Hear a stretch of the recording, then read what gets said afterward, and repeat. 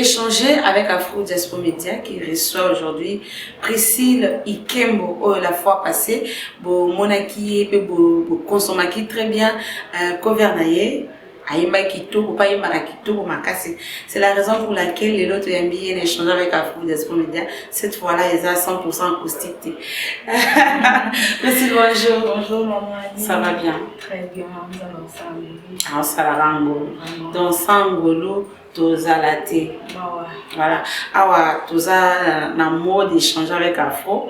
Priscille, tu peux vraiment yosiko. Priscille la zanani, Priscille la utawapi, Priscille la bimeli wapi. Ok, merci maman Annie. Moi c'est Priscille Ikembo.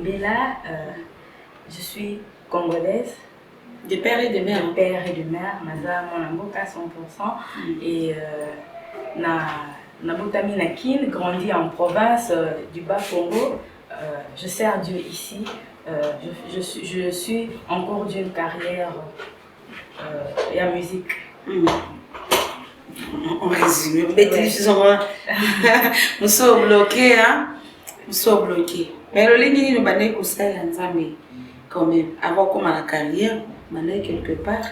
Pour bénir la bine zaka quand on a banne codine, banne papa banne codine capsule l'église, papa zaki serviteur de Dieu, maman zaki moyen mi babilo moi bon moyen suko. Yokarane, bien toute la famille sert Dieu. Ouais, merci. Nga papa zalaki pasteur. Ah mon. Papa zalaki pasteur paix à son âme. Maman, ok. Maman pasteur. Donc na botami na bota. Couple pastoral. Ouais. Et na kolipe penza na ma boko na bango te mais je grandis chez un pasteur. Donc toute sa famille on œuvrait à l'église nanzila ya musique. C'est un peu ça.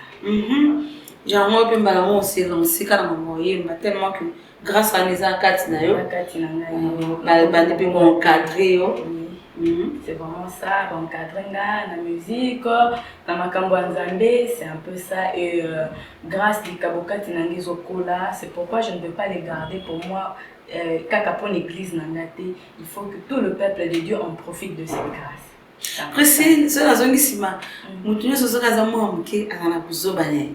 Azafana likamoro boye akura bossa nate. Olaire yo baina ma musique. Elo ni pende bane peut-être kolelisa yo toko soko sale loko wana te o sepela te bien so sale loko wana la ozonga ndako batu bando sika.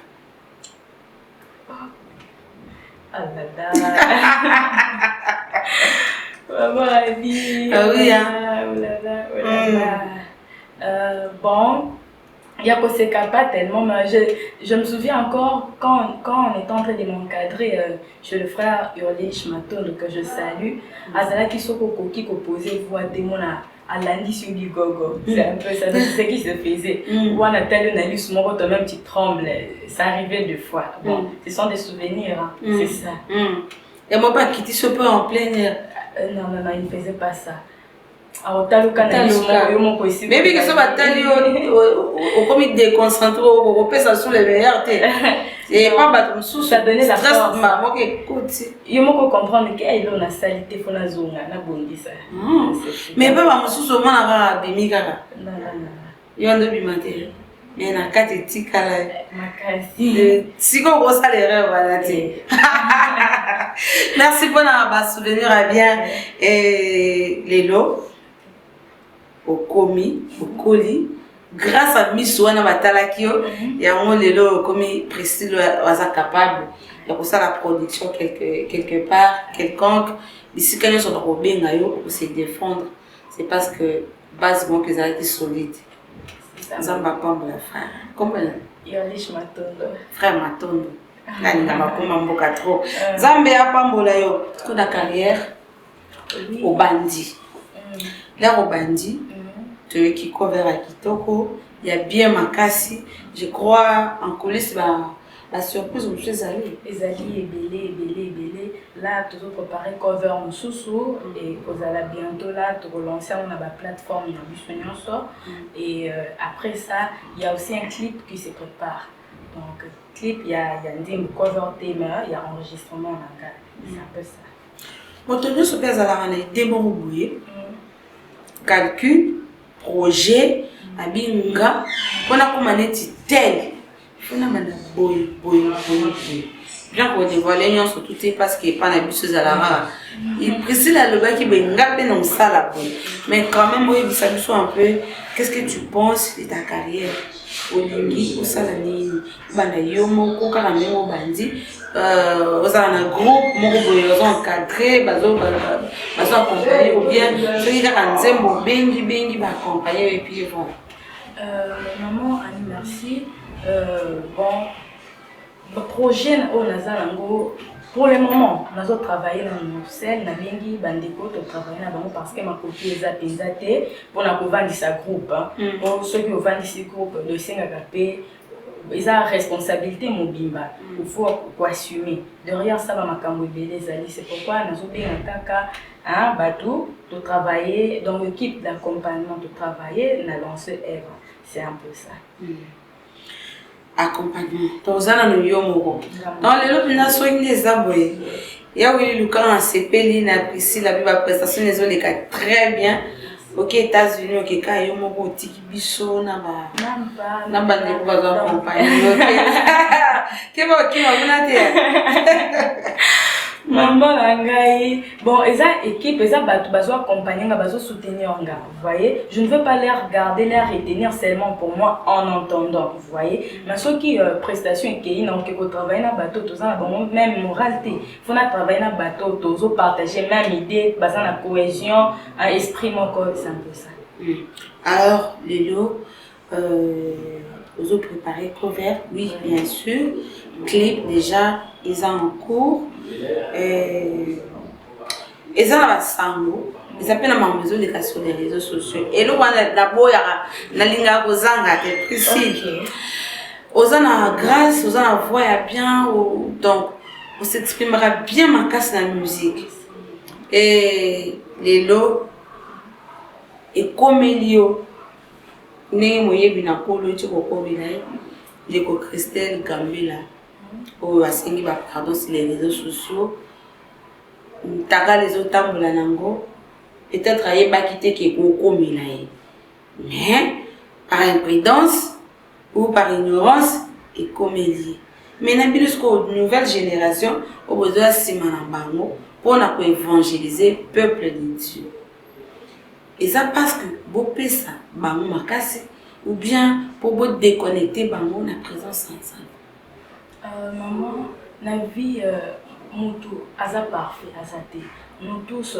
courir la perfection donc mutu envie pour commettre un peu erreur et cause à l'erreur mais elongo l'étalon moi na nzambe te vous voyez ils ont tantôt erreur ils ont tantôt bon elo comment inattendu et comédie vous voyez mais ils bilo comment il faut éviter et enseigner biso donc makambo ezo komi la bande ko biso pe faut enseigner biso non to ko inambe bana te sengeli tozwa mayele enfin que komate vous voyez et le lié moi na nzambe te à sali horaire les erreurs et comme il a nyonso to éviter que dans au s'attendait qui n'a monté le monte qui a préparé qui en gros donc c'est un peu ça donc c'est une chose juste que sengeli to ça la attention na ba fait ce geste na biso po to za bana nzambe c'est un peu ça tu es seul dans la zone accompagné pour les lots au bêta moi cover les lots moi clip les lots moi au ban réaliser autres hommes na au déjà ça en cours nazanga moko je pas un producteur soutien exaté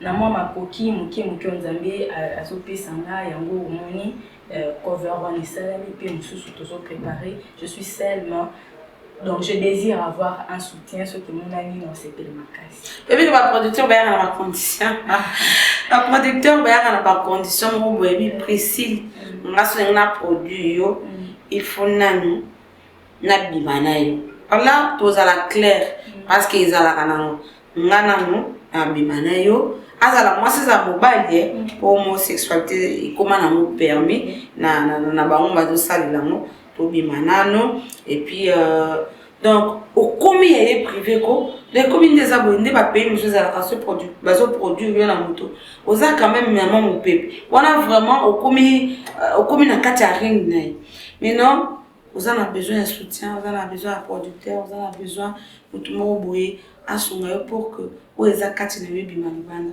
eke bani kotielo bacondition. Ils ont deux formes de soutien. Ils ont un mosusu ayekaka soutenir yo na tantôt bien matériel, donc à PSU au Salamsala, donc genre à soutenir œuvre au Salamsala.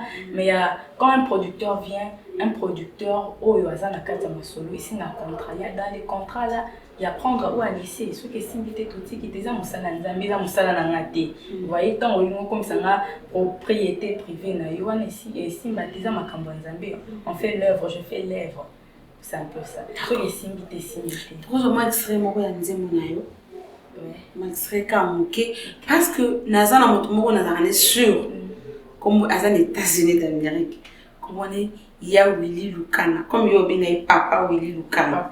Donc, Alinga va musicien tellement trop et à produire un musicien déjà ébélé, profane, et les lopés à produire un chrétien. On a bon de la Zambie. Nzembo ya Priscille touché. Papa Willy Lukana. Ouais, d'accord. Un extrait et puis pour chuter. Extrait nzembo na yo. Ok. Nainga kayo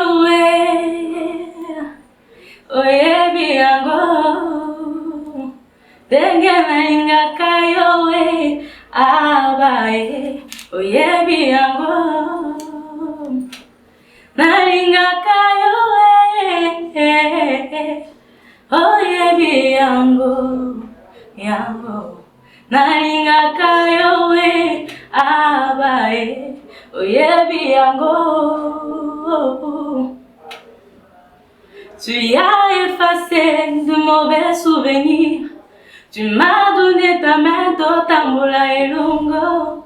Nayomi nazwi kimya ya seko. Nainga kayo na bota unanga ya de makasi.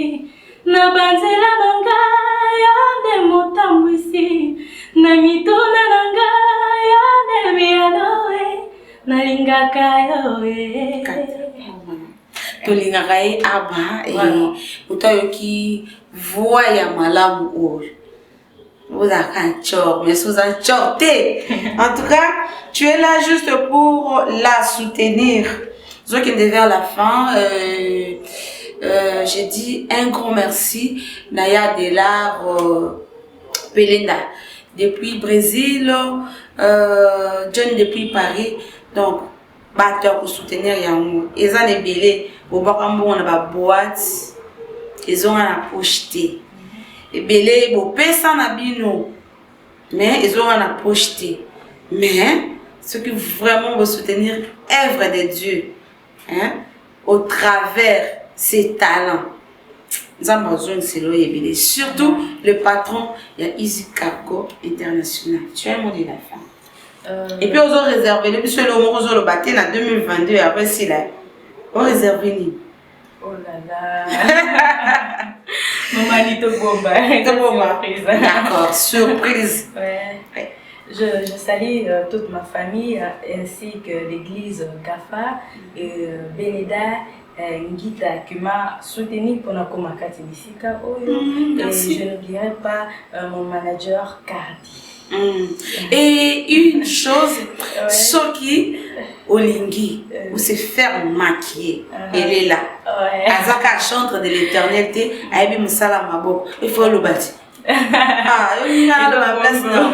Donc, aux ana fête, n'importe quelle fête, mariage, collation, nyonso, place nyonso bengae, à décorer au kito makasi puis comment donc so lingo se faire maquiller na ndenge sengeli Priscille Azawana numéro numéro le 081 71 34 171 encore 081 71 34 171. Donc avec ce numéro, benga pour deux causes.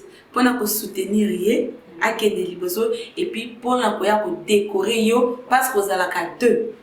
Vous avez yo Mais soyez précis, la symbio, au comio. Voilà, merci. Merci beaucoup, Priscille.